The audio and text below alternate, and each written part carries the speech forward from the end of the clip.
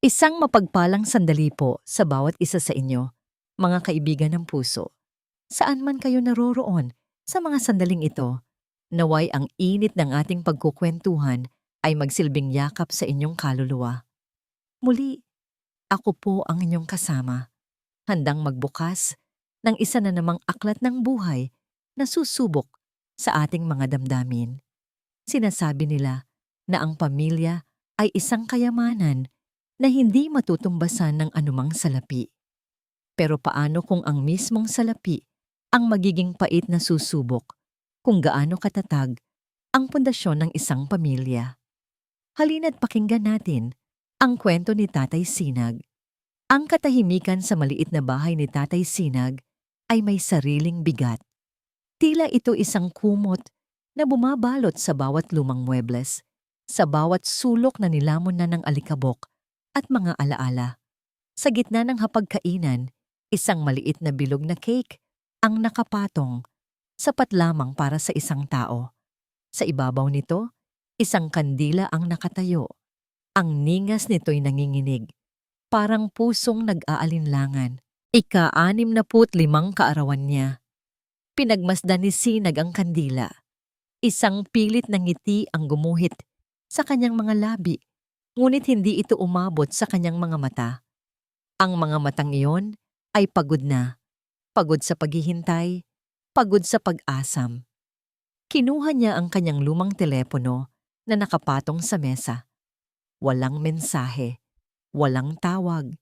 Ang screen ay madilim at walang buhay. Isang salamin ng kanyang nararamdaman. Napabuntong hininga siya. Ang hangin na lumabas sa kanyang bibig ay sapat na upang patayin ang apoy ng kandila at kasabay nito ang kakarampot na pag-asa sa kanyang dibdib. Sa dilim, muling bumalik ang mga alaala. Hindi naman palaging ganito.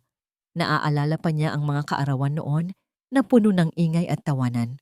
Ang bahay na ito, na ngayon ay tila isang musoleo, ay dati puno ng buhay. Naaalala niya ang pagod mula sa maghapong paglalako ng kung ano-ano. Ngunit lahat ng iyon ay naglalaho sa tuwing sasalubungin siya ng 3 maliliit na anghel. Si Dalisay, ang kanyang panganay na laging may bitbit na libro. Si Marikit, ang kanyang nag-iisang prinsesa na mahilig magsuklay ng kanyang buhok. At si Alab, ang bunso, na laging nakakapit sa kanyang mga binti. Ibinuhos niya ang lahat para sa kanila. Ang bawat patak ng kanyang pawis, ang bawat kalyo sa kanyang mga kamay, ay may katumbas na pangarap para sa kanilang 3. Hindi siya nakapagtapos ng pag-aaral, kaya siniguro niyang makakatapos sila. Ipinagbili niya ang maliit na lupang pamana sa kanya para lamang maipang tuition sa kolehiyo ni Dalisay. Ipinagsan na niya ang alahas ng yumaong asawa para sa magarbong debut ni Marikit at tiniis niyang kumain ng lugaw sa loob ng 1 buwan para lamang maibili si Alab ng bagong sapatos na pang-basketball. Nakatapos sila. Nagkaroon ng magagandang trabaho, nagkaroon ng sariling mga buhay, at sa paglipas ng panahon, unti-unti, ang kanilang mga pagbisita ay dumalang. Ang kanilang mga tawag ay naging may kapalit. Isang pakiusap, isang pangangailangan, isang hiling na hindi niya kayang tanggihan. Biglang tumunog ang telepono at sa isang iglap, nabuhay ang pag-asa sa puso ni Tatay Sinag. Mabilis niya itong sinagot. Ang boses niya ay bahagyang nanginginig sa pananabik. "Hello, anak?" "Tay, kayo pala," sagot ng pamilyar na boses ni Marikit sa kabilang linya. "Kumusta po kayo?" "Mabuti naman ako, anak. Mabuti naman. Ikaw, kumusta ka na?" Napangiti si Sinag. Naalala niya, hindi siya maaaring makalimutan ng kanyang prinsesa. "Okay lang naman po, tay. Medyo busy lang sa trabaho." Mabilis na sagot ni Marikit. Nagkaroon ng ilang segundong katahimikan. "Tay, kaya po ako napatawag. Nakita ko po kasi yung bagong labas na bag, yung brand na paborito ko. Naka-sale po siya ngayon. Malaki po yung bawas. Baka po pwede akong makahiram sa inyo. Ibabalik ko rin po agad sa sahod." Nawala ang nangiti. Sa mga labi ni Tatay Sinag, ang init sa kanyang dibdib ay biglang nanlamig. Isang bag, iyon ang dahilan ng tawag, hindi ang kanyang kaarawan. Ah, ganun ba? Pilit niyang pinatatag ang kanyang boses, itinatago ang hapdi. Magkano ba yan, anak? 20,000 pesos lang po, tay. Malaking tulong po talaga yon. Tumango si Sinag, kahit alam niyang hindi siya nakikita ng anak. Sige anak, titingnan ni tatay. Titingnan ko kung ano ang magagawa ko. Salamat po, tay. The best po talaga kayo. Sige po, bababa ko na po. I love you. I love you too, anak. Bulong niya, ngunit ang tawag ay naputol na. Ibinalik niya ang telepono sa mesa. Ang katahimikan ay bumalik, ngunit ngayon ay mas mabigat, mas masakit. Tumingin siya sa paligid. Ang mga larawan nila sa pader ay tila nanunokso. Mga ngiting nakapinta sa papel, ngunit wala ng init sa tunay na buhay. Sa sobrang bigat ng kanyang dibdib, tumayo siya at lumapit sa maliit na aparador kung saan niya itinatago ang mga panindang tiket ng loto. Kumuha siya ng isang piraso. Ito ang natirang tiket mula sa kanyang paglalako kaninang umaga. Wala na siyang pera. Ang kaunting na itabi niya ay ipinambili niya ng cake sa pag-aakalang baka may isang dumating. Umupo siyang muli. Kinuha ang dyaryo kahapon. Sa ilalim ng mahinang ilaw ng bumbilya, sinimulan niyang ikumpara ang mga numero. Ginawa niya ito hindi dahil sa pag-asa, kundi dahil na sa wala na siyang ibang magawa. Isang paraan upang ilipat ang isip mula sa sakit. Unang numero, tutugma. Napakunot ang kanyang noo. Pangalawang numero, tutugma rin. Nagsimulang bumilis ang tibok ng kanyang puso. Ikatlo, ikaapat, ikalima. Hindi maaari. Napatayo si Tatay Sinag. Ang kanyang mga kamay ay nanginginig habang hawak ang tiket at ang dyaryo. Inilapit niya ito sa kanyang mga mata. Sinisigurong hindi siya namamalikmata. Ang 6 na numero sa kanyang tiket ay eksaktong katulad ng mga nanalong numero na nakalimbag sa dyaryo. Paulit-ulit niyang binasa, hindi nagbago. Sa ilalim ng mga numero, nakasulat ang premyo. Grand Lotto Jackpot Prize, 100 million pesos. 100 milyong piso. Nabitawan niya ang tiket at ang dyaryo. Ang mga ito'y marahang lumapag sa sahig. Napahawak siya sa mesa upang suportahan ang kanyang mga tuhod na biglang nanlambot. Ang paghinga niya ay naging mabilis at mababaw. Tumingin siya sa paligid ng kanyang munting bahay, ang mga bitak sa pader, ang tumutulong bubong, ang mga upuang kinain na ng anay. Lahat ng ito, magbabago na. Ngunit hindi iyon ang unang pumasok sa kanyang isip. Sa gitna ng pagkabigla at hindi makapaniwalang saya, isang malinaw na larawan ang nabuo sa kanyang isipan. Ang mga mukha ng kanyang 3 anak, ang mga pangarap ni Dalisay, ang mga luho ni Marikit, ang mga gusto ni Alab, ang lahat ng kanilang mga problema. Matatapos na. Isang kakaibang ngiti ang sumilay sa kanyang mga labi. Isang ngiti na puno ng lunas, pag-asa, at walang hanggang pag-ibig ng isang ama. Ang sakit na naramdaman niya kanina ay pansamantalang nalimutan. Tatawagan ko sila. Bulong niya sa hangin. Ang kanyang boses ay basag ngunit puno ng determinasyon.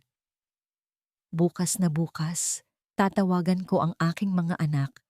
Magbabago na ang lahat.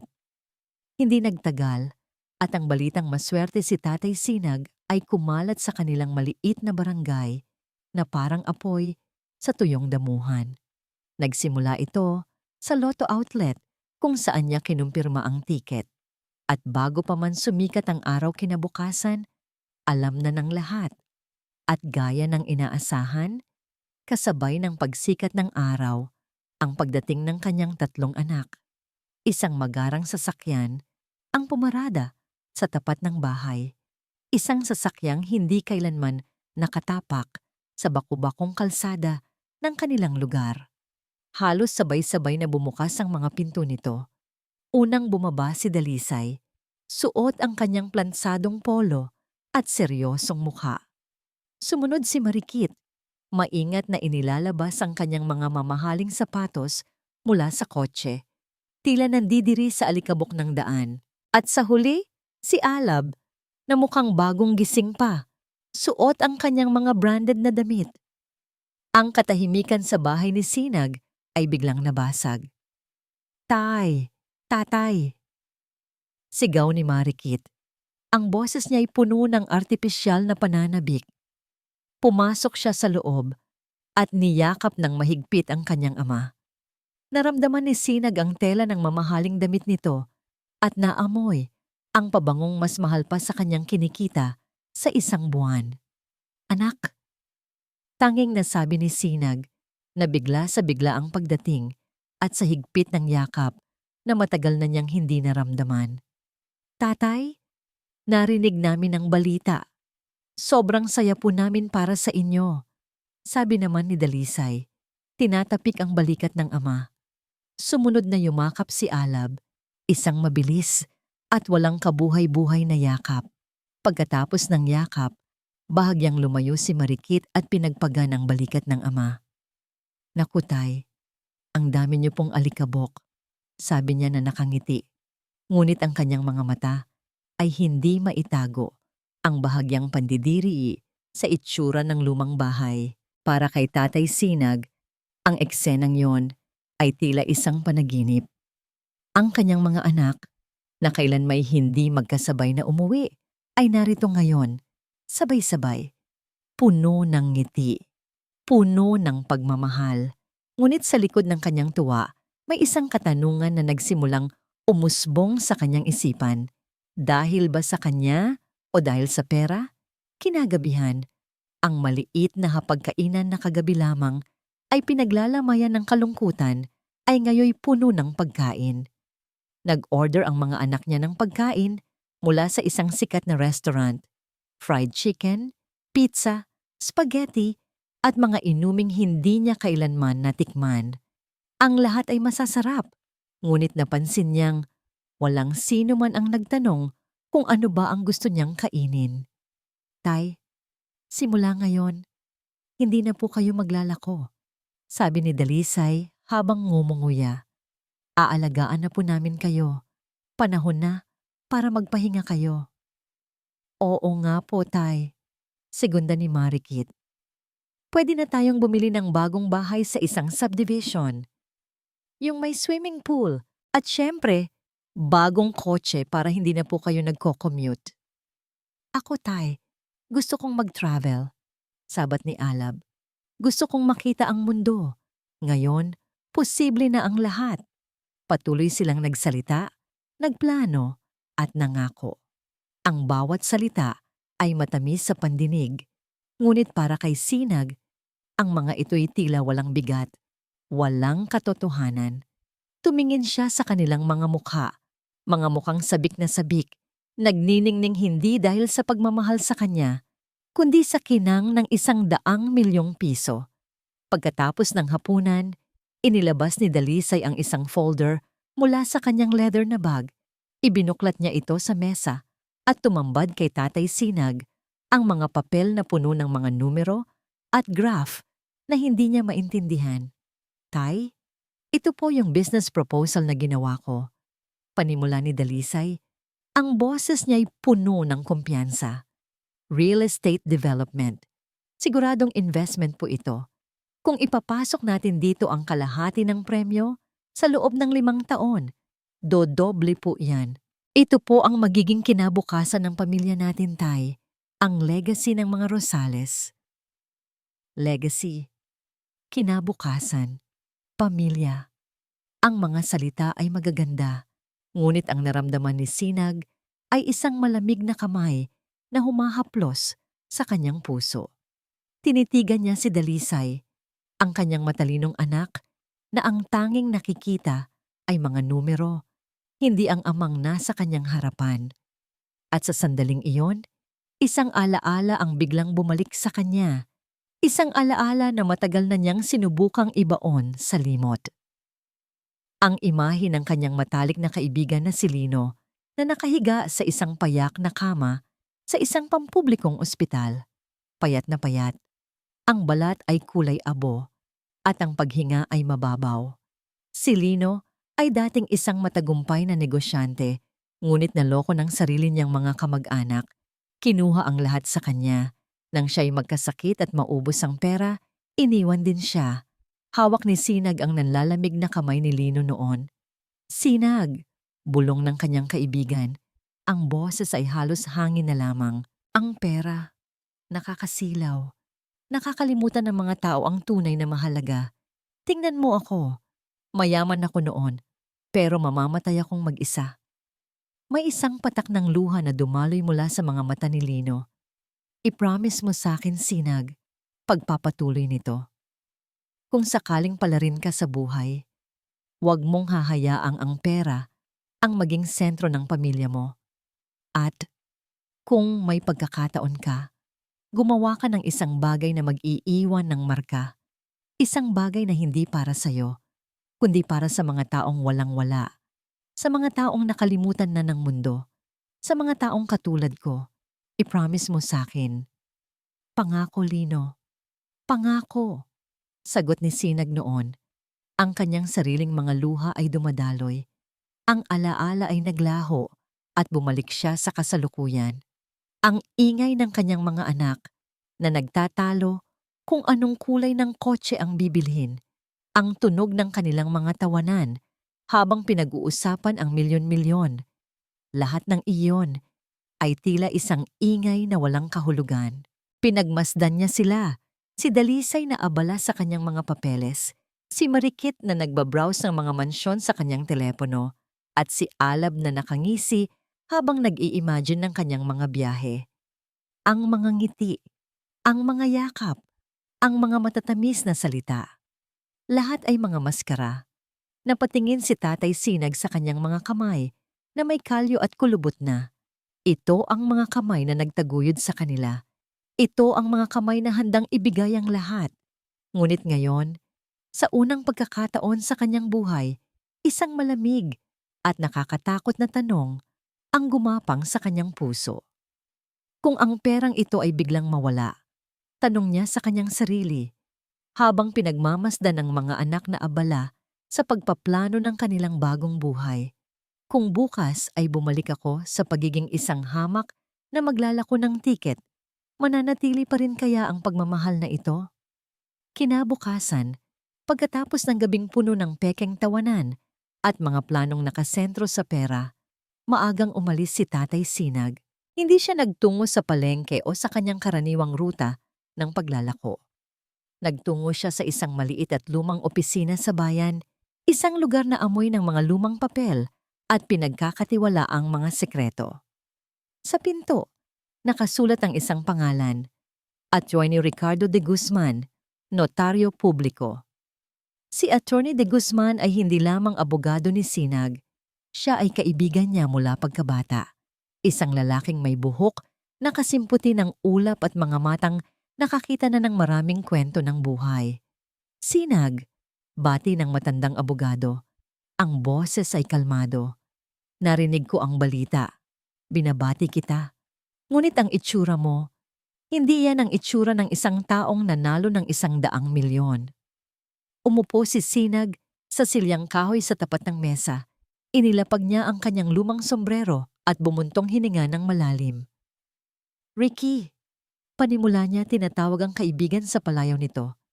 Kailangan ko ng tulong mo at kailangan kong ipangako mo sa akin na anuman ang pag-usapan natin ay mananatili lamang sa ating dalawa. Nakita ni Atty. de Guzman ang bigat sa mga mata ng kaibigan.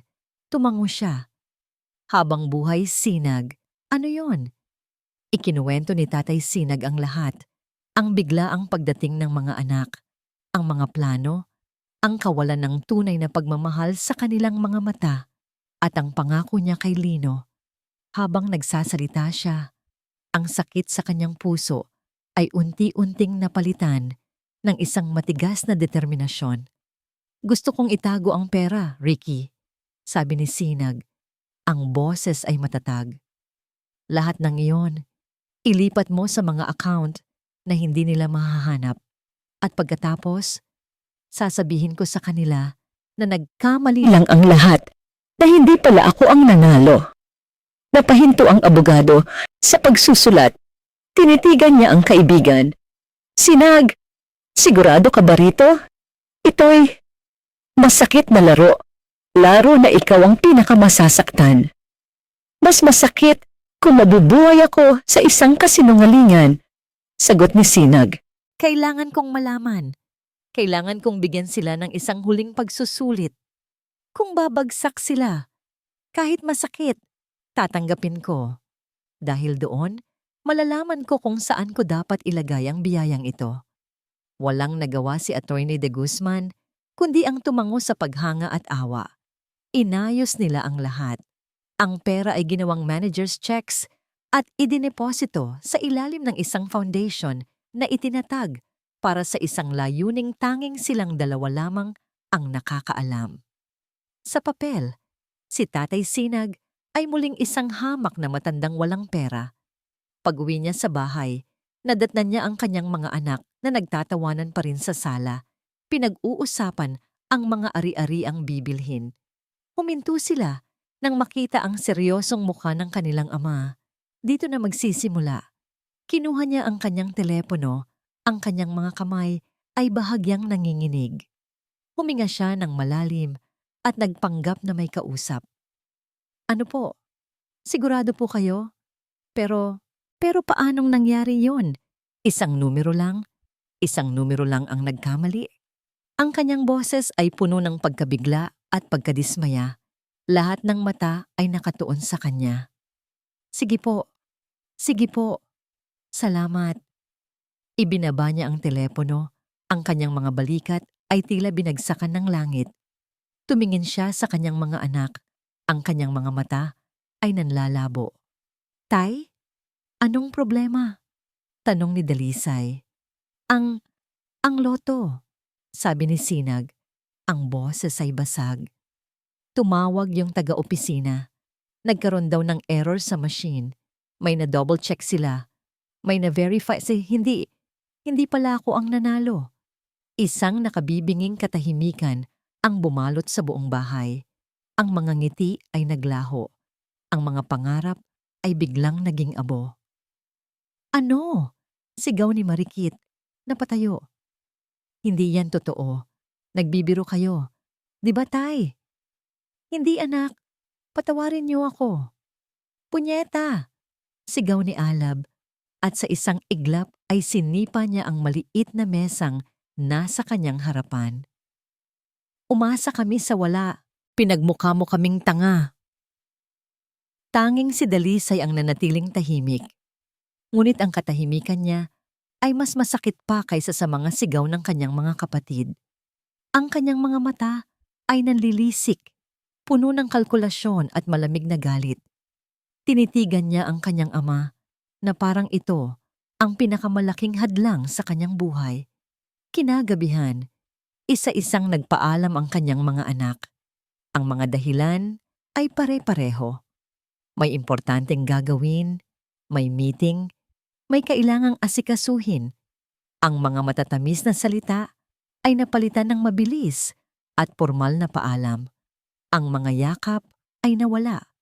Sa loob lamang ng ilang oras, ang bahay na puno ng ingay ay muling binalot ng mabigat na katahimikan. Naiwan si Tatay Sinag na mag-isa sa gitna ng sala, kasama ang mga tirang pagkain na hindi na naubos. Ang puso niya ay durog na durog, ngunit sa gitna ng sakit, alam niyang tama ang kanyang ginawa. Habang papasok sa kanyang silid, sinadya niyang umubo, isang tuyo at mahinang ubo. Pagkatapos ay isa pa, mas malakas. Hinawakan niya ang kanyang dibdib na parang nahihirapang huminga. Tumingin siya sa salamin at nakita ang isang matandang lalaki na pagod, malungkot at ngayon ay may sakit. Sinimulan niya ang pinakamahirap na pagganap sa buong buhay niya. Samantala, sa isang mamahaling kondominium sa Maynila, malamig ang boses na narinig sa kabilang linya ng telepono.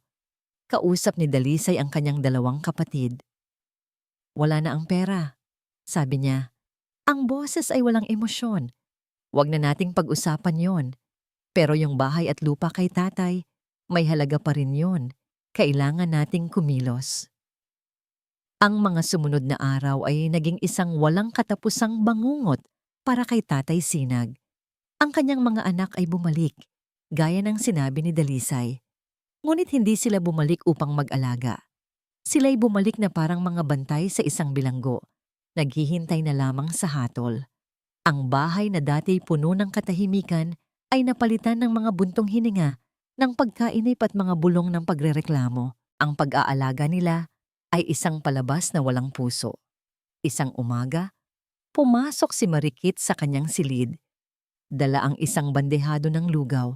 Ang amoy ng gamot at Lysol ay naghahalo sa hangin. Ngunit hindi iyon ang naamoy niya. Ang naamoy niya ay ang pagkasuklam. "Tay, kain na po kayo," sabi ni Marikit. Inilapag ang bandehado sa maliit na mesa sa tabi ng kama nang may kaunting kalabog. Bahagyang takas ang lugaw sa gilid ng mangkok. Bago pa man makapagpasalamat si Sinag, nakita niya ang ginawa ng anak. Itinaas ni Marikit ang dalawang daliri upang takpan ang kanyang ilong. 1 kilos na puno ng pandidiri. "Amoy kulob dito sa kwarto niyo, tay. Kailangan na talagang maglinis," sabi niya. Ang boses ay pilit na pinipigil. Hindi na niya hinintay ang sagot. Mabilis siyang lumabas ng silid, nagmamadaling makalayo sa amoy, na tila isang sakit na nakakahawa. Naiwang nakatingin si Tatay Sinag sa lugaw. Ang dating paborito niyang pagkain ay tila nawalan ng lasa. Ang hapdi sa kanyang sikmura ay hindi dahil sa gutom, kundi dahil sa kirot. Ang kanyang prinsesa, na dati yayakapin siya kahit gaano siya kapawis galing sa trabaho, ay nandidiri na ngayon sa amoy ng kanyang katandaan. Si Alab naman, ang kanyang bunso, ay mas prangka sa kanyang pagkainis. Isang hapon, naubusan ng gamot sa ubo si Sinag. Ang pag-ubo niya ay halos hindi na mapigil, at ang bawat ubo ay tila pumipilas sa kanyang dibdib. "Alab, anak, pwede mo ba akong ibili ng gamot sa botika?" Pakiusap niya nang dumaan ito sa tapat ng kanyang silid. Huminto si Alab sa may pintuan. Hindi man lang pumasok. Ang mukha niya'y gusot. "Ano ba yan, tay? Kakauwi ko lang galing sa labas. Pagod ako. Hindi ba pwedeng mamaya na lang?" "Masama na kasi talaga ang pakiramdam ko, anak. Kailangan ko na." Isang malakas na, "Hay nako," ang kumawala sa bibig ni Alab. Padabog siyang tumalikod at umalis. Pagkalipas ng halos 1 oras, bumalik siya. Pumasok siya sa silid at inihagis ang isang maliit na paper bag na may lamang gamot sa ibabaw ng mesa ni Sinag. "Oh, yan na," sabi niya, at mabilis na tumalikod para umalis. "Salamat, anak," mahinang sabi ni Sinag. Hindi lumingon si Alab. "Huwag niyo na lang po akong utusan ulit. Hindi ako katulong dito." Narinig ni Sinag ang pagsara ng pinto ng malakas. Kinuha niya ang gamot. Ang kanyang mga kamay ay nanginginig. Hindi dahil sa sakit, kundi sa galit at pighati. Ang bawat tableta ay tila isang butil ng kapaitan na kailangan niyang lunukin. Ngunit ang pinakamasakit sa lahat ay ang mga gabing naririnig niya silang nag-uusap sa sala. Ang mga boses nila ay hindi na nag-aabalang maging mahina. Hindi na nag-iingat na baka marinig niya. Para sa kanila, siya ay isang matandang bingi at inutil na lamang, isang parte ng muebles na hindi na pinapansin. Isang gabi, habang nakahiga at nakapikit, dinig na dinig niya ang kanilang pagtatalo. "Hindi ko na kaya," narinig niyang sabi ni Marikit. "Buong linggo na akong naglilinis ng dumi niya. May trabaho ako. May social life ako. Paano na lang ang mga kliyente ko kung malaman nilang amoy ospital ako?" "Ikaw pa ang may ganang magreklamo?" sagot ni Alab. "Ako ang laging nauutusan. Bili nito, bili niyan. Akala mo ba may sarili akong bangko? Wala na nga tayong pera, di ba? Tumigil nga kayo." Ang malamig at autoritatibong boses ni Dalisay ang pumutol sa kanilang pagtatalo. Kailangan nating magtiis. Isipin nyo na lang na investment ito. Kapag naayos na ang lahat, makakabawi rin tayo. Anong ibig mong sabihin? Tanong ni Marikit. Doon, ipinikit ni Tatay Sinag ang kanyang mga mata ng mas mahigpit. Nagpanggap siyang mahimbing na natutulog, ngunit ang kanyang pandinig ay mas matalas pa kaysa dati. Ang bawat salita ay parang karayom na tumutusok sa kanyang puso. Narinig niya ang paglapit ng mga yapak. Si Dalisay. Huminto ito sa may pintuan ng kanyang silid at sumilip sa loob. Naramdaman ni Sinag ang mga mata nito sa kanya. Pagkatapos ng ilang sandali, narinig niya itong bumulong sa mga kapatid, isang bulong na kasing lamig ng yelo. Tulog na siya, sabi ni Dalisay. Makinig kayo sa akin. Huwag na kayong magtalo. May plano ako. Itong bahay na lang ang huli nating mapapakinabangan sa kanya. Kapag naibenta natin ito, makakaalis na tayo sa impyernong ito. Magkakaroon tayo ng pera para sa gastusin sa ospital niya at may matitira pa para sa atin. Kailangan lang nating maging matalino. Mapapakinabangan. Ang salitang iyon ay umalingaw-ngaw sa isip ni Tatay Sinag. Hindi isang ama, hindi isang tao, kundi isang bagay. Isang bagay na mapapakinabangan, isang bagay na may presyo. Noong gabing iyon, sa dilim ng kanyang silid, hindi na napigilan ni Tatay Sinag ang mga luhang kanina pa niya tinitimpi. Dumaloy ang mga ito sa kanyang mga pisngi, mainit at mapait. Ito na pala ang kanyang halaga. Ang halaga ng buong buhay niyang pagsasakripisyo ay ang presyo ng lupa kung saan nakatirik ang kanilang lumang bahay. Bigla, narinig niya ang pagbukas ng kanilang tarangkahan at ang tunog ng isang sasakyang hindi pamilyar. Pagkalipas ng ilang minuto, narinig niya ang mga yapak sa sala. May kasama si Dalisay, isang boses ng lalaking hindi niya kilala. Sa kabila ng kanyang paninikip ng dibdib, pinilit ni Sinag na bumangon ng walang ingay. Dahan-dahan siyang lumapit sa pintuan at bahagyang binuksan ito, sapat lamang para makita ang sala. Nakita niya si Dalisay at sa tabi nito ay isang lalaking nakapormal na damit. May hawak na clipboard at panukat. Inililibot ng lalaki ang kanyang paningin sa buong kabahayan. Tumatango-tango na parang isang doktor na sinusuri ang isang pasyenteng malapit ng mamatay. Tay, gising po pala kayo, sabi ni Dalisay nang mapansin siya. Ang boses ay walang bakas ng pagkagulat. May pilit na ngiti sa kanyang mga labi. Gusto ko po sanang ipakilala sa inyo si Mr. Jimenez. Isa po siyang kaibigan. Isa po siyang real estate appraiser. Para kay Dalisay, ang buhay ay isang malaking chessboard. Ang bawat tao ay piyesa. At ang bawat desisyon ay isang galaw na dapat pag-isipang mabuti. Ang pag-ibig, awa at sentimiento ay mga kahinaan. Mga emosyong nakakasira sa diskarte. Nang ipakilala niya si Mr. Jimenez, ang real estate appraiser, sa kanyang ama, hindi ito isang biglaang desisyon. Ito ay isang kalkuladong galaw. Ngunit sa mga sumunod na araw, natuklasan niyang ang larong ito ay mas komplikado kaysa sa kanyang inaasahan. Nalaman niya mula sa kanyang mga pagtatanong na ang pagbebenta ng isang ari-arian na pagmamay-ari ng isang nabubuhay pang magulang ay isang mahabang proseso. Kailangan ng deed of sale na pirmado ng ama. Kailangan ng consent. At kung may sakit ito, maaaring questionin ang kanyang soundness of mind. Ang proseso ay maaaring tumagal ng ilang buwan o kahit taon. Wala silang panahon. Ang mga utang ni Alab ay tumataas. Ang lifestyle ni Marikit ay nangangailangan ng sustento at ang kanyang sariling investment na nalugi ay kailangan ng agarang pambayad. Ang kanilang ama ay hindi isang pasyente na kailangang alagaan. Isa siyang problema na kailangang solusyonan at ang bahay ay hindi isang tahanan. Isa itong asset na natutulog. Isang hapon, habang umiinom ng mamahaling kape, sa isang coffee shop sa Makati, nakipagkita siya sa isang abogado. Hindi ito ang dissenting family lawyer na kilala ng lahat. Ito si Attorney Corpus, isang pangalang ibinulong lamang sa kanya ng isang kasosyo sa negosyo. Kilala si Corpus sa paghahanap ng mga shortcuts at creative solutions.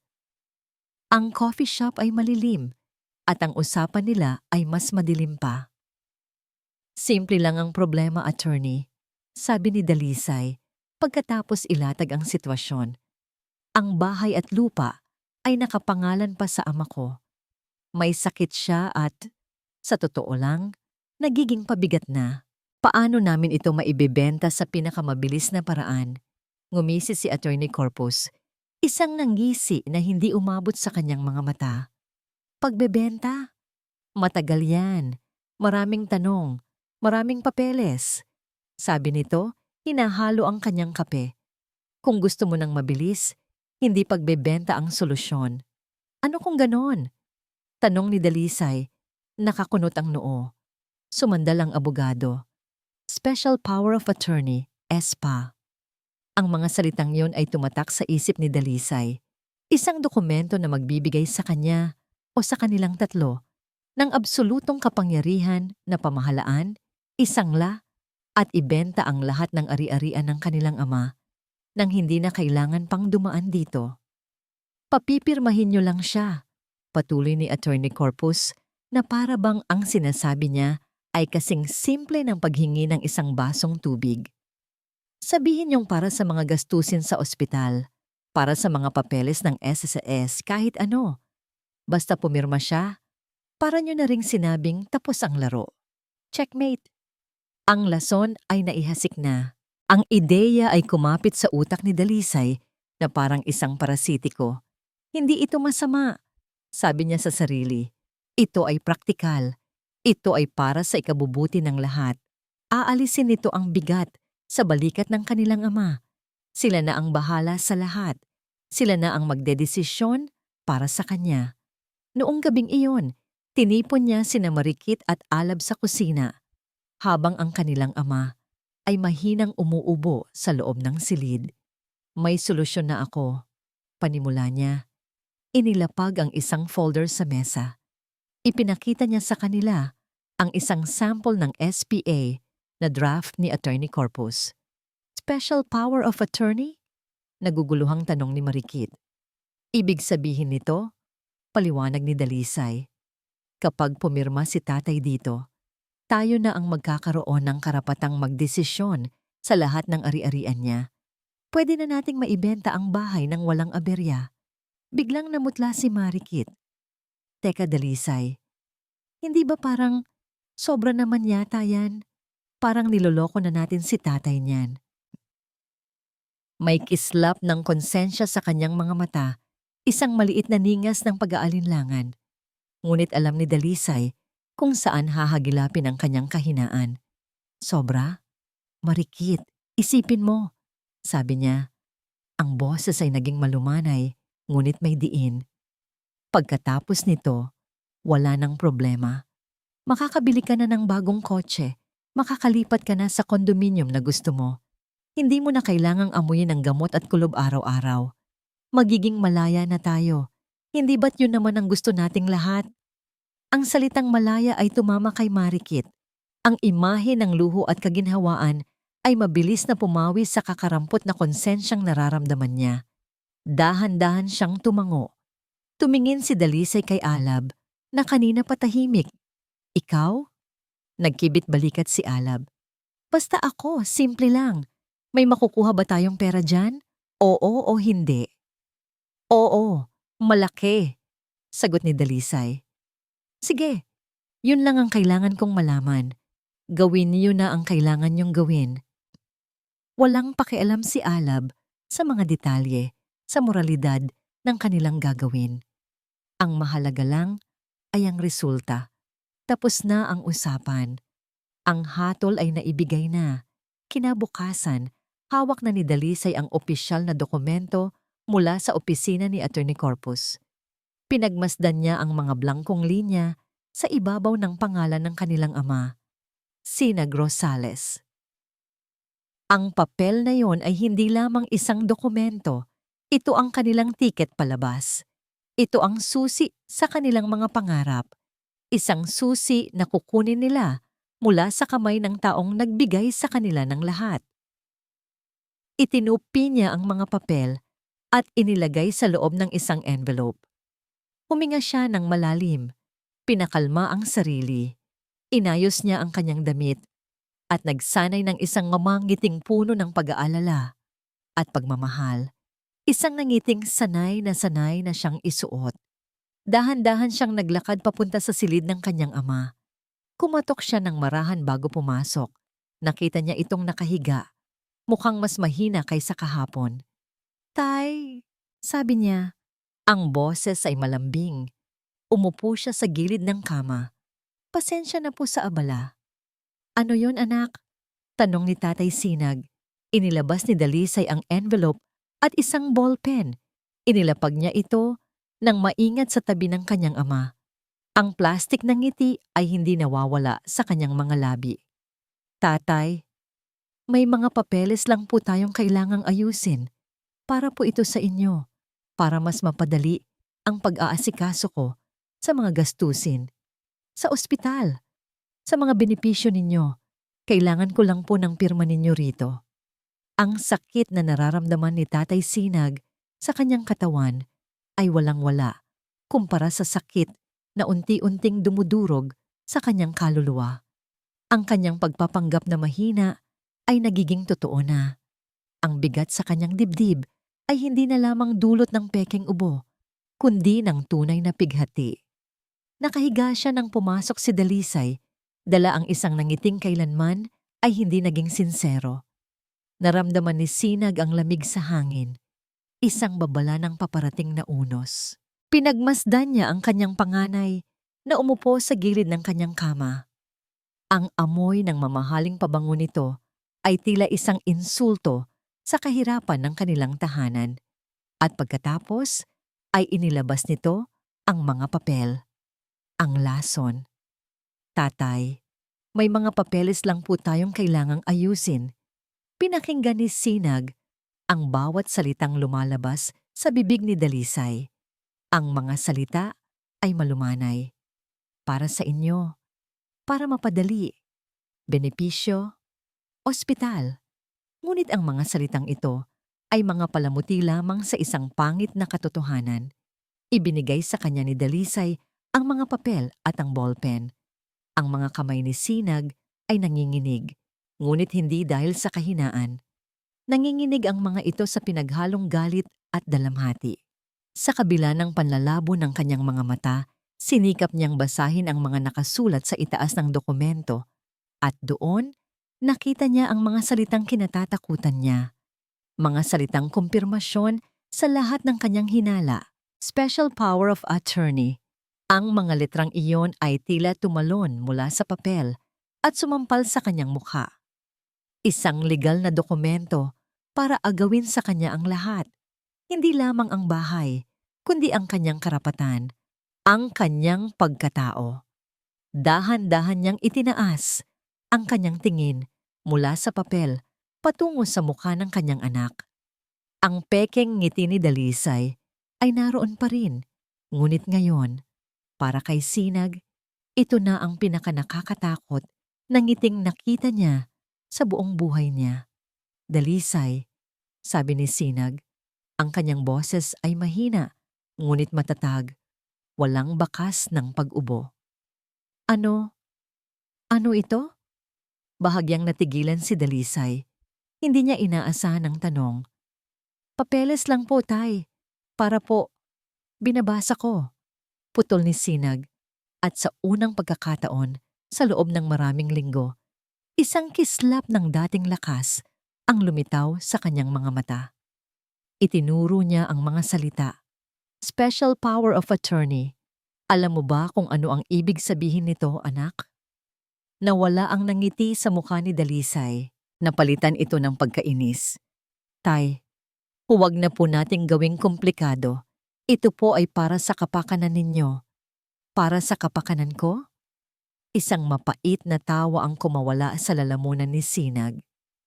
Para sa kapakanan ko na ibigay sa inyo ang karapatang ibenta ang nag-iisang bagay na natitira sa akin? Para sa kapakanan ko na palayasin ako sa sarili kong pamamahay?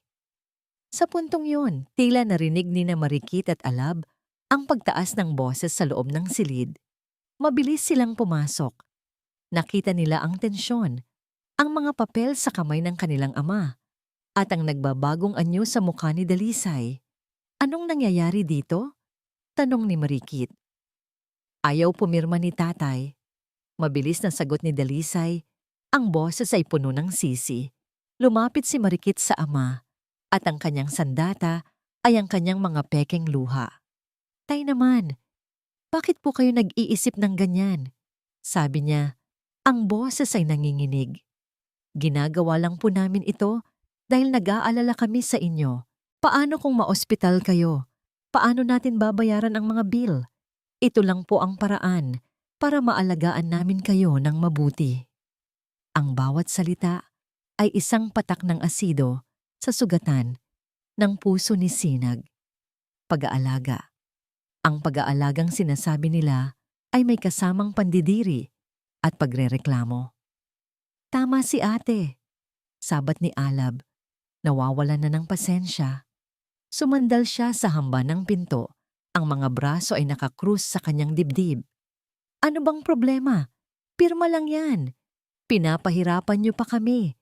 Pinapahirapan niyo ang sarili niyo. Gusto niyo bang mamatay na lang dito sa lumang bahay na to nang walang nag-aasikaso? Alab, sawi ni Marikit. Ngunit huli na. Ang mga salita ay nasabi na. Ang pinakamasakit na katotohanan ay lumabas na sa bibig ng kanyang sariling bunso. Mamatay! Bulong ni Sinag. Tumingin siya sa kanilang tatlo. Ang kanyang panganay na puno ng panlalamig at kalkulasyon, ang kanyang prinsesang isang magaling na aktres, at ang kanyang bunsong walang puso. Sa sandaling iyon, lahat ng pagpapanggap ay naglaho. Wala ng sakit, wala ng ubo. Tanging ang bigat ng isang katotohanang hindi na niya kayang takasan. Ang mga anak niya ay hindi naghihintay na siya'y gumaling. Naghihintay sila na siya'y mamatay. Hindi, sabi ni Sinag. Ang boses ay kalmado na ngayon. Isang kalmadong nakakatakot. Ibinaba niya ang mga papel sa kama. Hindi ako pipirma dito. Pero tay, tapos na ang usapan, sabi niya. Tinitigan niya sila isa-isa. Ang kanyang mga mata ay parang salamin na sumasalamin sa kanilang tunay na pagkatao. Ang titig na yon ay nagpatahimik sa kanilang lahat. Gusto ninyo ng pera, hindi ba? Pagpapatuloy ni Sinag. Ang kanyang boses ay walang emosyon. Hindi ninyo kailangan ng ganitong mga drama. Hindi ninyo kailangan ng mga kasinungalingan. Tumayo siya mula sa pagkakahiga at sa unang pagkakataon, nakita ng kanyang mga anak ang isang kislap ng dati niyang tindig. Isang tindig na nababalot ngayon ng matinding pagkadismaya. Kung pera lang ang habol ninyo, sabi niya, habang nakatingin sa kawalan, sa isang puntong tanging siya lamang ang nakakakita. Ibibigay ko sa inyo, pero sa paraang gusto ko, sa ilalim ng aking mga kondisyon. Ang silid ay napuno ng katahimikan. Hindi nila maintindihan. Nagtagumpay ba sila? O natalo? Ang tanging sigurado ay ang ranhuras sa pagitan nila at ng kanilang ama ay naging isang malalim at madilim na bangin na hindi na kailanman matatawid pa. Kinabukasan, ang bahay ay inihanda ni Tatay Sinag hindi bilang isang silid ng may sakit, kundi bilang isang korte. Inalis niya ang mga gamot sa kanyang mesa. Nagsuot siya ng isang malinis, kahit na luma, na polong damit. Umupo siya sa kanyang paboritong silyang tumba, hindi bilang isang pasyente, kundi bilang isang hukom na magbibigay ng huling hatol sa kanyang sariling kaso. Bago dumating ang kanyang mga anak, may isang bagay muna siyang ginawa. Sa lumang istante ng libro, sa pagitan ng mga kupas na album ng litrato, maingat niyang inilagay ang isang maliit na bagay, isang webcam, hindi mas malaki sa kanyang hinlalaki, na nakakonekta sa isang laptop na nakatago sa likod ng mga libro. Ang lente nito, na kasing liit ng tuldok ay direktang nakatutok sa mesa sa gitna ng kanilang sala. Isang tahimik na saksi sa lahat ng magaganap. Eksaktong 10:10 ng umaga, dumating si Attorney De Guzman, dala ang isang leather briefcase. Tumango ito kay Sinag, isang tango ng pag-unawa at suporta. Ilang sandali pa, dumating na rin ang tatlo. Pumasok sila Dalisay, Marikit at Alab na may halong pagtataka at pag-aabang. Ang inaasahan nilang makita ay ang kanilang amang nakahiga at uubo-ubo. Ngunit ang nakita nila ay isang amang nakaupo ng tuwid. Ang mukha ay kalmado at sa tabi nito ay isang abogado. "Maupo kayo," sabi ni Tatay Sinag. Ang boses ay matatag at walang bahid ng kahinaan. Nagkatinginan ang tatlo bago naupo sa sofa sa tapat niya. Ang hangin ay mabigat, puno ng mga hindi sinasabing salita. "Ipinatawag ko kayo dahil meron akong alok," diretsong sabi ni Sinag. Isang huli at pinal na alok. Kinuha ni Attorney De Guzman ang briefcase nito at inilapag sa mesa. Binuksan niya ito at ang laman ay hindi lamang mga dokumento. Mayroon ding 3 makakapal na bundle ng pera. Nanlaki ang mga mata ni Marikit. Si Alab ay napalunok. Tanging si Dalisay ang nanatiling seryoso. Sinusubukang basahin ang sitwasyon. 500,000 piso. Sabi ni Tatay Sinag, itinuturo ang pera. Para sa bawat isa sa inyo. Cash. Makukuha ninyo ngayon din. Ang katahimikan ay nabasag ng halaga ng pera. 500,000. Isang malaking halaga. Sapat na para bayaran ang mga utang ni Alab, para sa down payment ng kotse ni Marikit, at para sa panimula ng bagong investment ni Dalisay. "Ano? Anong kapalit?" Maingat na tanong ni Dalisay. Alam niyang mayroon. Tumango si Tatay Sinag kay Attorney De Guzman.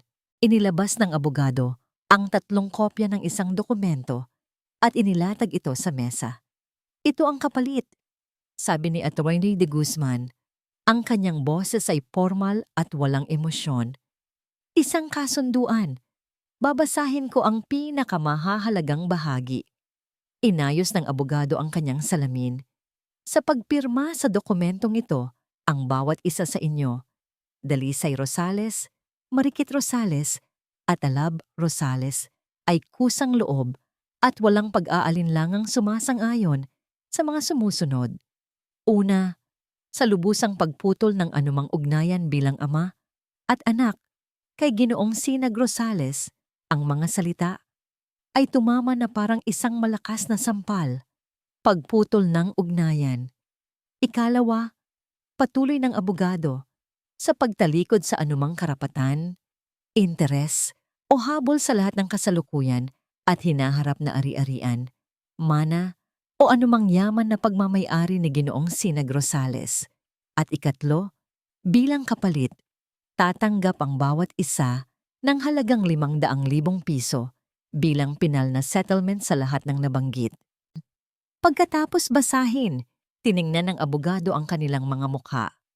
Sa madaling salita, sa pagtanggap ninyo ng pera at pagpirma sa papel na ito, itinuturing na ninyong tapos na ang lahat. Wala na kayong anumang karapatan sa inyong ama at wala na rin siyang anumang obligasyon sa inyo habang buhay. Ang bigat ng mga salita ay lumapag sa gitna ng silid. Si Marikit ang unang bumasag sa katahimikan. "Teka, parang mali naman yata yan," sabi niya. Ang boses ay mahina. Tumingin siya sa kanyang ama. "Tay, itatakwil niyo na kami ng tuluyan?" May bahid ng takot sa kanyang boses. Hindi takot sa pagkawala ng ama, kundi takot sa kung anong sasabihin ng ibang tao. Tumingin si Dalisay kay Marikit. Ang mga mata ay matalim. "Marikit, isipin mo," sabi niya. Ang boses ay mahina, ngunit may diin.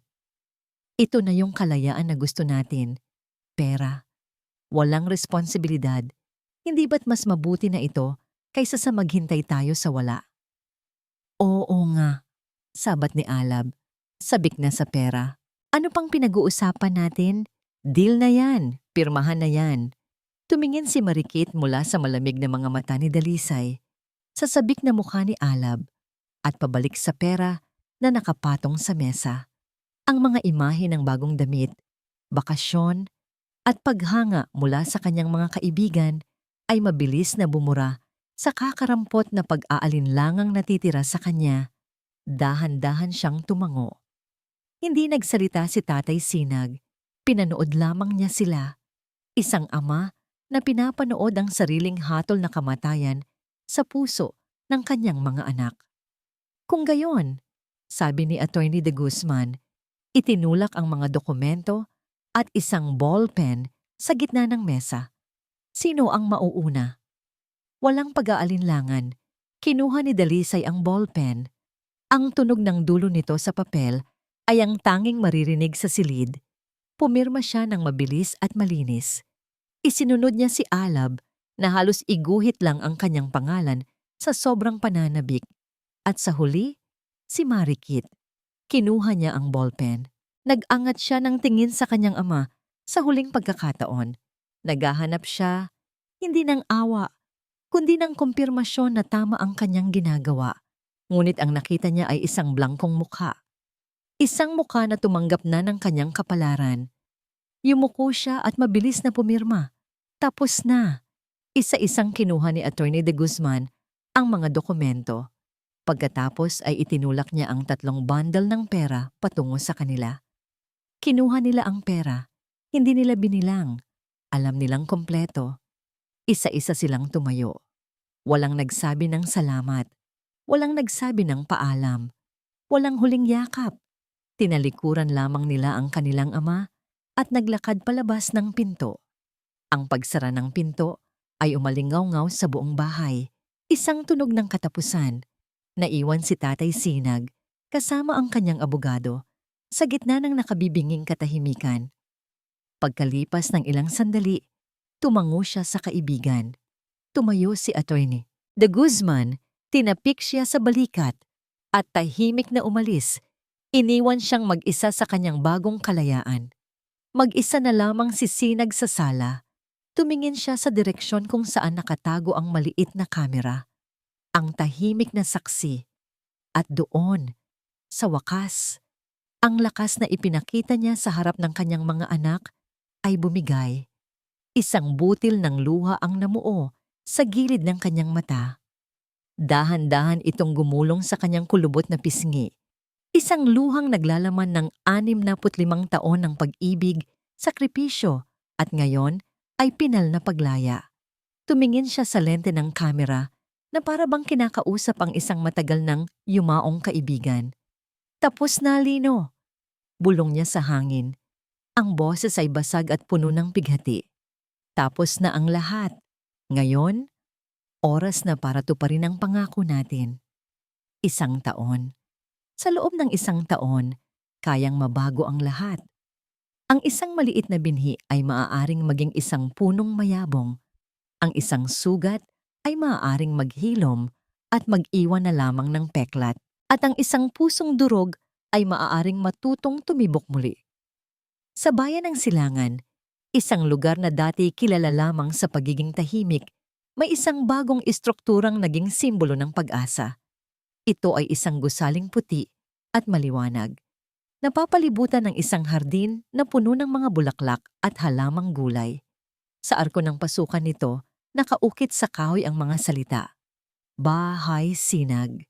Hindi na ito ang dating Tatay Sinag na nakahiga sa isang madilim na silid. Ang Tatay Sinag ngayon ay nakasuot ng malinis na polo. Ang kanyang buhok ay maayos na nasuklay at ang kanyang mga mata ay may ningning na matagal nang nawala. Ang kanyang likod ay mas tuwid at ang kanyang mga ngiti ay hindi na pilit. Kaninang umaga, abala siya sa pagdidilig ng mga halaman sa hardin kasama ang ilang mga lolo na residente ng Bahay Sinag. Pagkatapos, sa loob ng maliit na silid-aklatan, binasahan niya ng kwento ang isang grupo ng mga batang ulila na pansamantalang kinukupkop ng kanilang center.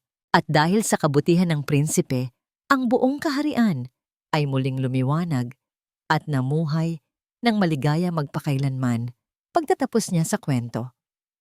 Isang maliit na batang babae na may pangalang Maya ang lumapit at yumakap sa kanyang binti.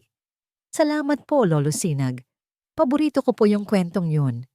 Hinaplos ni Sinag ang buhok ng bata. Walang anuman, apo.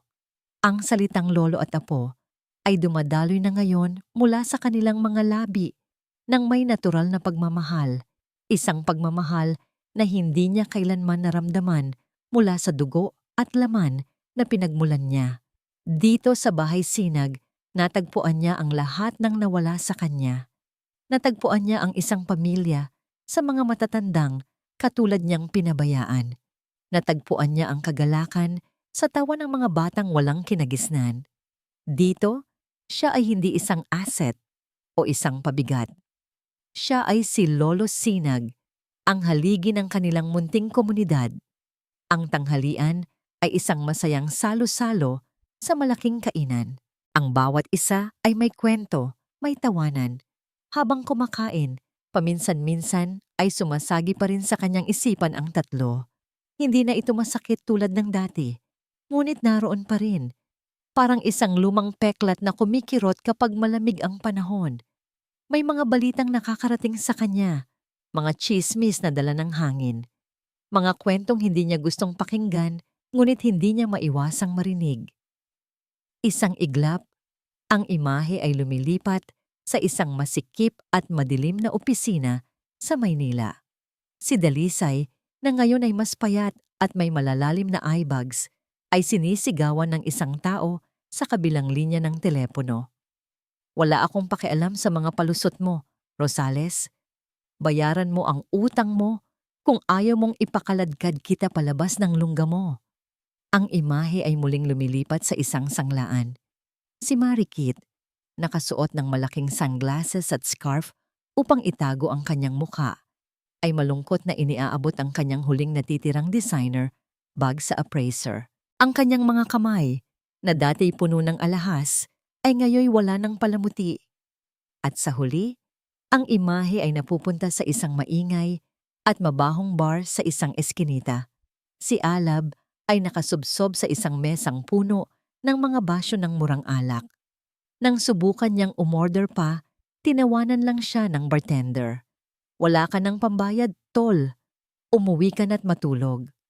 Ang mga imaheng iyon ay mabilis na naglalaho at bumabalik si Sinag sa maliwanag na kainan ng bahay Sinag. Napabuntong hininga siya. Ginawa nila ang kanilang pagpili at ginawa niya ang sa kanya. Pagkatapos ng tanghalian, naglakad-lakad siya sa labas. Huminto siya sa tapat ng malaking arko at tinitigan ang pangalan ng gusali. Bahay Sinag. Ito ang katuparan ng pangako niya kay Lino.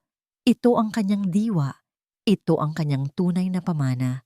Hindi pera, hindi ari-arian, kundi isang tahanan para sa mga nawalan ng tahanan. Isang sinag ng pag-asa sa gitna ng dilim. Sa wakas, pagkatapos ng mahabang panahon, naramdaman niyang mayroon siyang tunay na kapayapaan. Biglang tumunog ang kanyang telepono sa loob ng kanyang bulsa. Kinuha niya ito. Iniisip na baka ito ang supplier ng mga gulay para sa kusina. Ngunit isang pamilyar na pangalan ang lumabas sa screen. Attorney De Guzman. Ricky, napatawag ka. Masayang bati niya. Ngunit ang boses sa kabilang linya ay hindi masaya. Ito ay apurado at puno ng pag-aalala. Sinag, sabi ng abogado, walang paligoy-ligoy. Kailangan mong maghanda. Napakunot ang noo ni Sinag. Ang kapayapaan sa kanyang dibdib ay biglang ginambala ng kaba. Maghanda? Para saan? Nagkaroon ng maikling katahimikan at pagkatapos ay sinabi ng abogado ang mga salitang muling magbubukas sa mga sugat na akala niya'y naghilom na. Nalaman na nila, Sinag. Hindi ko alam kung paano, pero nalaman na nila ang tungkol sa 100 milyon at may nagsabi sa akin, papunta na sila dyan. Ang sikat ng araw sa bayan ng Silangan ay tila nakikipagdiwang. Ang hangin ay puno ng tunog ng masayang tugtugin mula sa isang maliit na banda at ng halakhakan ng mga tao. Sa harap ng bahay Sinag, May mga nakahilerang puting upuan at halos lahat ng ito ay okupado ng mga residente, mga kapitbahay at mga opisyal ng bayan. Nasa entablado si Mayor De Los Reyes kasama si Tatay Sinag sa gitna ng formal na inaugurasyon ng center. Para kay Sinag, ang sandaling ito ay ang katuparan ng lahat. Ang bawat ngiti mula sa mga matatandang residente, ang bawat mahiyang kaway mula sa mga batang ulila. Ito ang kanyang gantimpala. Ito ang kanyang tunay na yaman.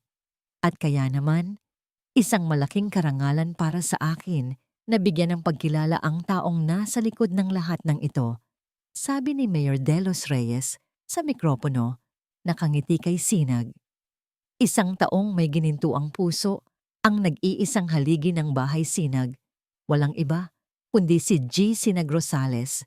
Palakpakan po natin siya. Nagpalakpakan ang mga tao. May mga sumisigaw ng mabuhay si Lolo Sinag. Tumayo si Sinag, yumuko sa mga tao, at ang kanyang puso ay puno ng pasasalamat. Habang papalapit siya sa mikropono para magbigay ng kanyang maikling mensahe, isang kaguluhan ang biglang nagsimula sa likurang bahagi ng mga manonood. May mga nagtayuan, may mga nagulat na sigaw. Ang masayang tugtugin ay biglang huminto. Isang taxi ang huminto nang padabog sa kalsada. Mula rito ay bumaba ang 3 tao at kahit malayo, kilalang-kilala ni Sinag kung sino sila. Sila ang kanyang nakaraan. Sila ang bangungot na akala niya ay tapos na. Sila Dalisay, Marikit at Alab ay lumusot sa gitna ng mga tao na parang isang bagyong sumisira sa anumang madaanan. Ang kanilang itsura ay malayong malayo sa dati. Ang damit ni Dalisay ay lukot at ang mukha niya'y guhit-guhit ng galit. Ang buhok ni Marikit ay magulo at ang kanyang makeup ay kumalat na dahil sa pinaghalong pawis at luha ng pagka-frustrate. At si Alab, ang kanyang mga mata ay namumula, tila balasing sa galit at alak. Sandali! Isang sigaw na puno ng lason ang pumunit sa masayang atmosfera. Boses yun ni Dalisay. Lahat ng atensyon ay napunta sa kanila. Ang mga kamera ng lokal na media na kanina'y nakatutok sa entablado ay mabilis na bumaling sa eksena. Anong ibig sabihin nito? Naguguluhang tanong ng mayor. Ngunit hindi siya pinansin. Ang mga mata ng 3 ay nakatuon lamang sa isang tao, ang kanilang ama. Naglakad sila hanggang sa harap ng entablado. Bawat hakbang nila ay mabigat. Bawat tingin ay isang akusasyon. Ang kapal ng mukha mong magdiwang, sigaw ni Dalisay, at itunuro niya ang kanyang ama. Ang kanyang daliri ay nanginginig sa galit. Ang kapal ng mukha mong tumayo dyan at magpanggap na isang santo. Napasinghap ang mga tao. Ang mga bulungan ay nagsimulang kumalat na parang apoy. Ano bang sinasabi mo, iho? Sinubukang mamagitan ng mayor. Huwag kang makialam dito, bulyaw ni Alab. Usapang pamilya to. Pagkatapos ay humarap si Dalisay sa mga tao, sa mga kamera. Ang taong ito, sabi niya, idinidiin ang bawat salita. Ang taong pinapalakpakan ninyo ay isang manloloko, isang magnanakaw. Ang salitang magnanakaw ay umalingaw-ngaw sa buong lugar. Natigilan ng lahat. Si Tatay Sinag, ang mabuting Lolo Sinag, isang magnanakaw. Biglang humagulgol si Marikit. Tumakbo siya palapit sa mga reporter. Ang kanyang pag-iyak ay isang perpektong pagganap. Tulungan niyo po kami, sabi niya sa pagitan ng mga hikbi. Ang tatay po namin. May sakit na po siya sa pag-iisip. Niloko niya kami. Sinabi niyang wala siyang pera. Pero ang totoo, nanalo siya ng 100 milyon. Ang perang ipinantayo ng building na to. Pera po namin yun. Mana namin yun. Inagaw niya sa amin ang aming kinabukasan. Isang kwentong perpektong binaluktot. Isang kasinungalingang kalahating katotohanan. Sa kwento niya, sila ang biktima at ang kanilang ama ay isang matandang ulyanin na naloko ng ibang tao o isang masamang taong nagkait sa sarili niyang mga anak. Ang mga tao ay nagsimulang magtinginan kay Tatay Sinag. Ang kanilang mga mata ay hindi na puno ng paghanga, kundi ng pagdududa at pag-uusisa. Ang kanyang bagong pamilya, ang mga lolo't lola at mga bata ng bahay Sinag ay tumingin sa kanya na may pag-aalala. Sa gitna ng kaguluhan, nanatiling kalmado si Tatay Sinag. Tinitigan niya ang kanyang mga anak, ang kanilang mga mukhang puno ng kasakiman at desperasyon. Ang sakit ay naroon pa rin, ngunit wala na ang panginginig, wala na ang takot. Isang taon ng kapayapaan ang nagpatatag sa kanya. Ang pagmamahal na natanggap niya mula sa mga taong ito ay ang kanyang naging kalasag. Dahan-dahan siyang lumapit sa mikropono na iniwan ng mayor. Ang lahat ay tumahimik, naghihintay sa kanyang sasabihin. Kinuha niya ang mikropono mula sa stand. Ang kanyang mga kamay ay hindi nanginginig. Huminga siya ng malalim. Tumingin siya sa mga mukha ng mga taong nagdududa, sa mga kamera na nakatutok sa kanya, at sa huli, sa kanyang 3 anak na nag-aabang sa kanyang paggupo. Ngunit hindi siya nagupo. Salamat sa inyong lahat sa pagdalo. Panimula niya. Ang kanyang boses ay malinaw at matatag. Umaling-awngaw sa buong lugar. Pagkatapos, ibinaling niya ang kanyang tingin sa kanyang mga anak. Ang kanyang mga mata ay puno ng awa at isang matigas na resolusyon. Ang katotohanan, sabi niya, at isang nakabibinging katahimikan ang bumalot sa lahat, ay hindi katulad ng sinasabi ng aking mga anak. Ang mga salita ni Tatay Sinag ay nanatiling nakabitin sa hangin, mabigat at puno ng kahulugan. Ang katotohanan ay hindi katulad ng sinasabi ng aking mga anak. Ang mga mukha ni Dalisay, Marikit at Alab ay napuno ng pagtataka at isang pahiwatig ng panunuya. Ano ang magagawa ng isang matanda? Ano ang kanyang sasabihin laban sa kanilang 3? Inaasahan nilang didepensahan niya ang kanyang sarili, magmamakaawa o marahil ay iiyak. Ngunit hindi. Sa halip na magsalita pa, ang mga mata ni Tatay Sinag ay naglakbay sa gitna ng mga manonood. Hinahanap ang isang pamilyar na mukha. Nakita niya si Atty. De Guzman na nakatayo malapit sa sound system. Nagtama ang kanilang mga mata at sa isang halos hindi mapansing kilos, bahagyang tumango si Sinag. Isang tango ng pahintulot, isang tango ng hatol. Tumango pabalik ang abogado at nagbigay ng senya sa isang technician. Biglang, isang malaking puting telon na nakarolyo sa itaas ng entablado ang dahan-dahang bumaba sa likuran ni Tatay Sinag. Tinatakpan ang malaking banner ng Grand Inauguration. Napakunot ang noo ng mga tao. Ano ito? Isang slideshow? Isang presentasyon? Si Dalisay ay ngumisi. Iniisip na ito ay isang desperadong hakbang. Pagkatapos ay namatay ang mga ilaw sa entablado at isang projector mula sa likuran ang bumuga ng isang maliwanag na sinag ng liwanag. Sa una, static lang ang nakita. Pagkatapos, isang imahe ang dahan-dahang lumitaw. Hindi ito isang magandang larawan ng bahay Sinag. Hindi ito isang listahan ng mga donasyon. Ang imahe ay ang loob ng luma nilang bahay, ang kanilang sala. Sa isang iglap, ang panunuya sa mukha ni Dalisay ay natunaw at napalitan ng pagkalito na mabilis na naging purong takot. Ang kanyang mukha ay naging kasing kulay ng abo. Ang pekeng pag-iyak ni Marikit ay biglang natuyo at ang kanyang kamay ay napunta sa kanyang bibig. Ang mga mata ay nanlalaki sa hindi makapaniwalang pagkasindak. Maging si Alab, sa gitna ng kanyang galit, ay nanigas sa kinatatayuan, tila biglang nahimasmasan. Nakilala nila ang eksena. Nakilala nila ang araw na yon. Sa screen, nakita ng buong bayan ang isang mas batang bersyon nila mula 1 taon na ang nakalipas. Nakaupo sa sofa. Sa kanilang harapan, sa mesa, ay 3 makakapal na bundle ng pera.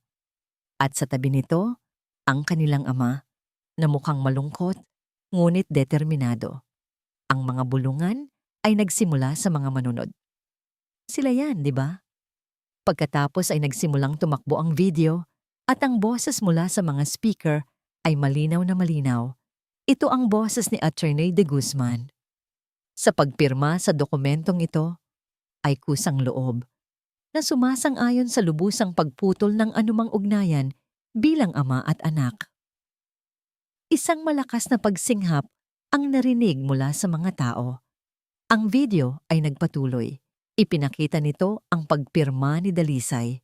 Mabilis, walang pag-aalinlangan. Ipinakita ang pagpirma ni Alab. Sabik na sabik. At sa huli, ipinakita ang pagpirma ni Marikit. At pagkatapos, ang pinakamasakit na bahagi. Ang camera sa video ay nag-zoom in ng bahagya habang inaabot ni Marikit ang kanyang bundle ng pera. At doon, sa harap ng daan-daang tao, nakita nila ang isang ngiti na namuo sa mga labi ni Marikit. Hindi ito isang maliit na ngiti. Ito ay isang ngiti ng tagumpay, ng kaluwagan, ng purong kasakiman. Isang ngiting nagsasabing sulit ang lahat.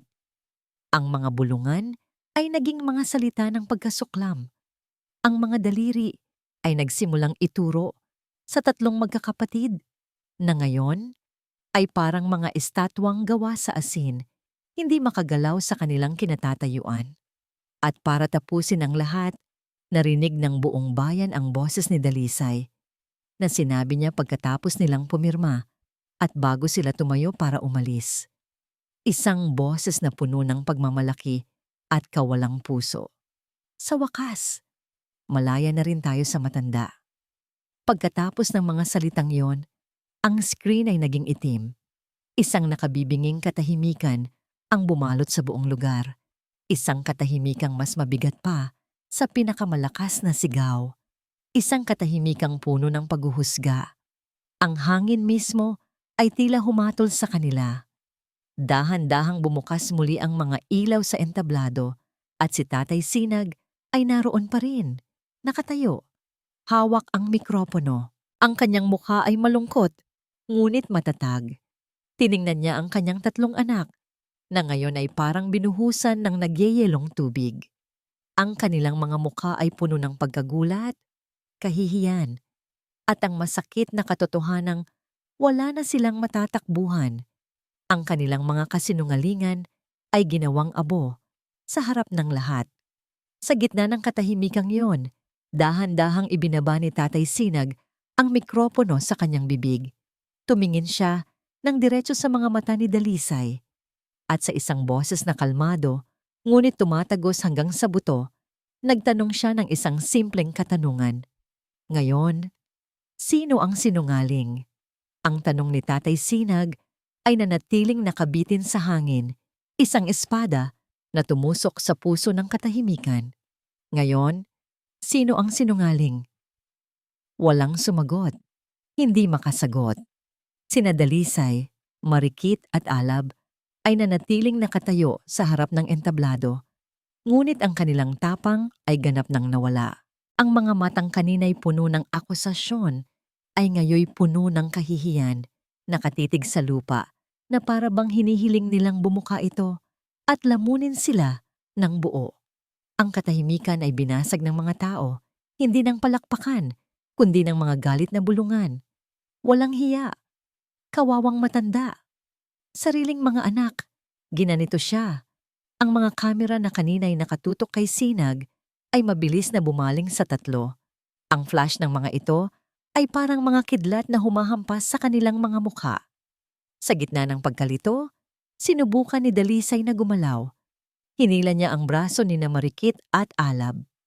Umalis na tayo dito, bulong niya. Ang boses ay nanginginig. Ngunit huli na ang lahat. Ang mga tao, na ngayoy puno ng galit at awa para kay Tatay Sinag, ay humarang sa kanilang daan. Ang mga reporter, na nakaamoy ng isang malaking kwento, ay pinalibutan sila. Sir, totoo po ba ang napanood namin? Bakit ninyo ginawa yon sa sarili ninyong ama? Anong masasabi ninyo ngayon? Ang mga tanong ay parang mga batong ipinupukol sa kanila. Wala silang masabi. Wala silang maidepensa. Ang kanilang mga kasinungalingan ay ginawang abo at ang natira na lamang ay ang hubad at pangit na katotohanan. Mula sa entablado, pinanood ni Tatay Sinag ang kaguluhan. Walang saya sa kanyang puso. Walang pagtatagumpay. Tanging isang malalim at nakakapagod na kalungkutan. Ito ang kanyang mga anak. Dugo ng kanyang dugo, laman ng kanyang laman, na ngayoy kinukutya at hinuhusgahan ng mundo. Muli niyang itinaas ang mikropono at ang kanyang boses ay muling nagpatigil sa lahat. Tama na, sabi niya. Ang kanyang boses ay may awtoridad na gumulat sa lahat. Hayaan na ninyo sila. Dahan-dahang tumahimik ang mga tao. Nagbigay sila ng daan at ang tatlo, na parang mga basang sisiw, ay mabilis na naglakad papalayo. Papalabas sa selebrasyon, papalayo sa kahihiyan, papalayo sa buhay na winasak nila. Hindi sila lumingon. At sa unang pagkakataon, naramdaman ni Tatay Sinag na hindi na niya kailangan pang hintayin silang lumingon. Nang makaalis na sila, ibinaling ni Sinag ang kanyang pansin pabalik sa mga tao, sa kanyang mga kapitbahay, sa kanyang mga kaibigan, sa kanyang bagong pamilya. Patawarin ninyo po ang aking mga anak, sabi niya, at ang kanyang boses ay puno ng kapaitan, ngunit mayroon ding pagtanggap. Sila ay biktima rin, biktima ng isang maling akala. Ang akala na ang halaga ng isang tao ay nasa dami ng kanyang pera. Ang akala na ang pagmamahal ay nabibili. At ang pamilya ay isang investment. Naglakad siya sa gilid ng entablado at itinuro ang kabuuan ng bahay sinag. Marami ang nagtatanong kung bakit ko ginawa ito. Pagpapatuloy niya, ang kanyang boses ay unti-unting lumalakas, napupuno ng damdamin. Bakit hindi ko na lang ibinigay sa aking mga anak ang perang magpapasaya sa kanila? Ginawa ko ito dahil sa isang pangako. Isang pangakong binitiwan ko sa isang kaibigang namatay ng mag-isa at malungkot dahil ang kanyang pamilya ay tinalikuran siya nang maubos ang kanyang yaman. Ang kanyang mga mata ay naglakbay sa mga mukha ng mga lolo't lola na nakatira sa center, sa mga batang nakatingin sa kanya ng may paghanga. Ang perang nanalo sa akin ay hindi isang biyaya para sa aking pamilya. Sabi niya, ang kanyang boses ay naging mariin. Ito ay isang biyaya para sa pamilyang pinili ko, kayo. Itinuro niya ang mga residente. Kayo na itinuring akong ama at lolo. Kayo na nagparamdam sa akin ng pagmamahal na walang hinihinging kapalit. Kayo na nagbigay sa akin ng dahilan para bumangon sa umaga. Ang mana na iiwan ko sa mundong ito, sabi niya, at ang kanyang boses ay bahagyang nabasag, ay hindi nakasulat sa isang last will and testament. Hindi ito pera sa bangko o titulo ng lupa. Ang pamana ko ay ang bawat ngiti sa lugar na ito, ang bawat pusong nakahanap ng kanlungan dito, ang bawat kaluluwang nakaramdam na hindi sila nag-iisa. Ang pamana ko, pagtatapos niya, ay ang bahay sinag. Ang pamana ko ay pamana ng puso. Pagkatapos ng kanyang mga salita, isang sandali ng katahimikan ang naghari at pagkatapos, isang palakpakan ang nagsimula. Hindi ito ang palakpak ng pagbati kanina.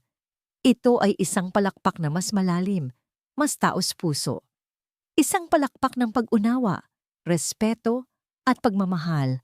Dahan-dahang tumalikod si Tatay Sinag mula sa mikropono at naglakad papalayo sa entablado.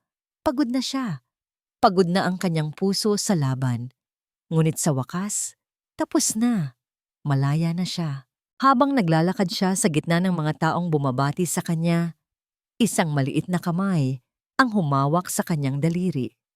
Tumingin siya sa ibaba at nakita si Maya, ang maliit na batang ulila, na nakatingala sa kanya, ang mga mata ay nagniningning. Lolo, sabi ng bata, ang boses ay puno ng pag-aalala.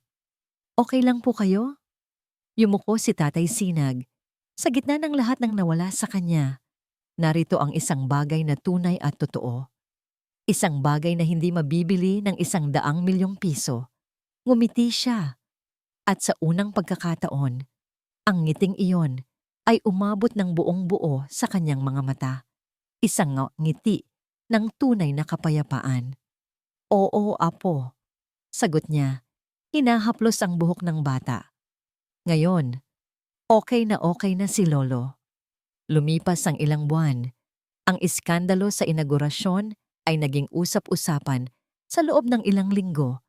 Ngunit tulad ng lahat ng bagay, ito'y dumaan at humupa. Ang natira ay ang katotohanan. At ang katotohanan ay ang bahay sinag. Ang center ay naging isang buhay na testamento sa pag-ibig at komunidad. Naging abala si Tatay Sinag, ngunit ito ay isang pagod na may kasamang saya.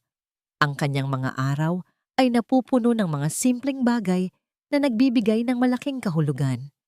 Isang umaga, matatagpuan si Tatay Sinag sa maliit na silid-aklatan. Sa kanyang kandungan ay nakaupo si Maya habang tinuturuan niya itong magbasa. Dahan-dahang binaybay ng bata ang mga salita sa libro. Ang pangarap ay nakakamit sa pagsusumikap. Napangiti si Sinag. Magaling, apo, magaling. Ang mga pangarap, ang mga dati niyang pangarap para sa kanyang mga anak ay naglaho na ngunit napalitan ito ng mga bagong pangarap. Pangarap para kay Maya, para sa iba pang mga bata, na mabigyan sila ng pagkakataong hindi niya naranasan. Sa hapon, kasama niya ang iba pang mga lolo sa hardin.